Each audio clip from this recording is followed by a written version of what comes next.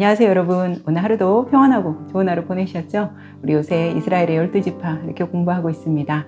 오늘은 이제 계속 레아가 아이를 낳는데 라헬이 아이가 없자 어떻게 합니까? 라헬이 자기의 그 여종 비라를 통해서 이제 야곱과 아이를 낳게 하죠. 그래서 그 비라가 낳은 첫 번째 아들 단지파와 함께 해보겠습니다. 오늘 주님이 우리에게 주신 말씀은 창세기 30장 5절 6절 말씀 읽어드리겠습니다. 비라가 임신하여 야곱에게 아들을 낳은지라 라헬이 이르되 하나님이 내 억울함을 푸시려고 내 호소를 들으사 내게 아들을 주셨다 하고 이로 말미암아 그의 이름을 단이라 하였으며 아멘.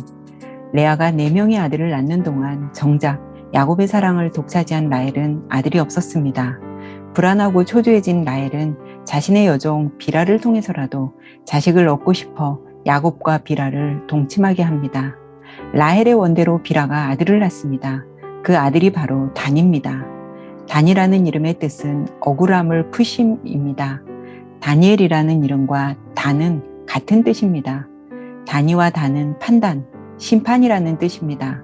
그러니 단이라는 말은 드디어 하나님이 내 원통한 심정을 아시고 이 모든 상황을 판단해 주셨다라는 뜻도 되겠죠. 하나님의 방법이 아닌 한 여인의 시기와 질투로 인해 생긴 이들의 운명은 어땠을까요? 아버지 야곱은 그가 죽기 전에 자식들에게 축복을 하는데 이것은 단순한 축복이 아닌 예언적인 축복입니다. 야곱의 예언대로 야곱의 축복은 후일에 다 성취됨을 볼 수 있습니다. 창세기 49장 16절에서 18절 야곱의 축복을 보겠습니다. 단은 이스라엘의 한 지파같이 그의 백성을 심판하리로다.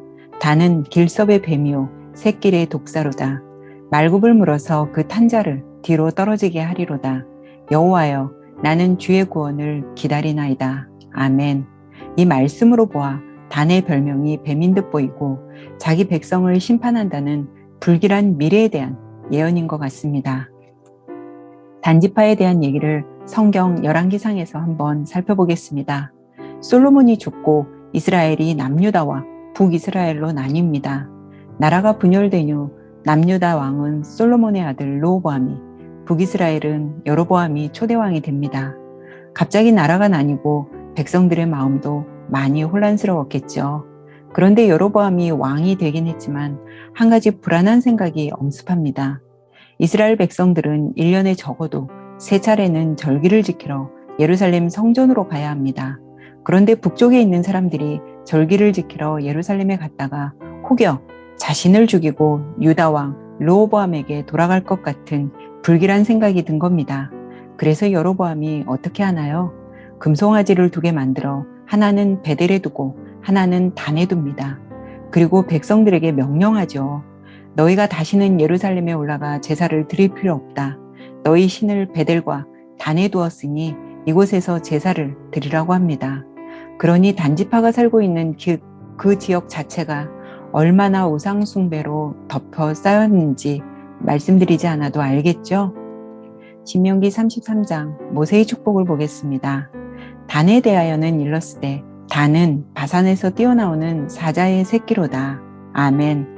야곱의 예언에서는 뱀을 언급했는데 모세는 사자를 언급합니다. 2가지 측면을 생각해 볼 수 있겠죠. 그들이 가진 힘을 긍정적으로 사용할 때는 사자와 같이 용맹하고 강한 힘을 연상할 수 있지만 그 힘이 잘못 사용되어질 때에는 남을 파괴하고 괴롭히는 뱀과 같은 존재라는 것이겠죠. 모세의 축복처럼 단지파는 힘이 센 무사가 많았으며 싸움을 아주 잘하는 지파였습니다. 라헬의 인간적 계교와 시도로 단이라는 아들이 생산되었듯 후일에 단지파는 싸움을 통해 영토를 확장했다고 합니다. 단지파의 지역은 지중해 연안의 가장 아래편에 위치하게 되며 상당히 소외된 지역에서 살았습니다. 처음에는 승승장구하는 것처럼 보였지만 단지파의 숫자는 역사가 흘러가면서 점차 줄어들었습니다. 요한계시록 7장은 예수님의 재림이 가까웠을 때 이스라엘 12지파가 하나님 앞에 어떻게 인을 맞아 서게 되는가를 기록하고 있습니다. 인침을 받은 자라는 것은 하나님의 영원한 소유이고 하나님의 영원한 보호를 받음을 상징하는 것입니다. 이 기록에서 야곱의 장자인 르우벤이 먼저 언급된 것이 아닌 유다 지파가 제일 먼저 등장합니다. 그런데 모든 지파의 기록이 다 언급되고 있는데 오직 단지파는 종적도 찾아볼 수 없습니다. 단지파는 어디로 갔을까요? 아마도 하나님의 징계 속에서 점차 그 세력이 감소되어 스스로 소멸되어진 것 같습니다. 그래서 12지파 가운데 가장 불행한 지파가 단지파가 아닌가 싶습니다. 단지파를 상징하는 보석이 있습니다. 단지파를 상징하는 보석은 녹보석입니다.